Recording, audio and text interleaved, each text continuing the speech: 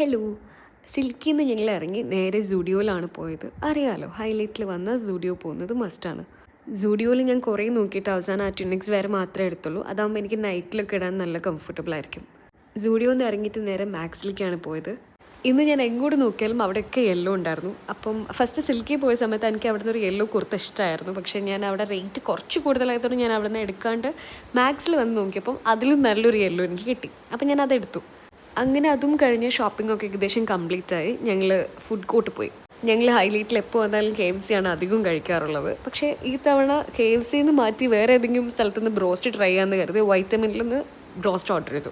പക്ഷേ നന്നായിരുന്നു കേട്ടോ. KFC ആയിട്ട് കമ്പയർ ചെയ്യാൻ പറ്റില്ലെങ്കിലും ബട്ട് ഇറ്റ്സ് ക്വൈറ്റ് ഗുഡ്. നല്ലതായിരുന്നു, എനിക്കിഷ്ടമായി. എനിക്ക് മാത്രമല്ല, അമ്മയ്ക്കും ഹൃത്തിക്കും ഒക്കെ ഇഷ്ടമായി. എല്ലാം കഴിഞ്ഞ് താഴെ എത്തിയപ്പം ഞാൻ ഈ കോൺ സോണിൽ നിന്ന് സ്പൈസി കോൺ വാങ്ങിച്ചിട്ടുണ്ടായിരുന്നു.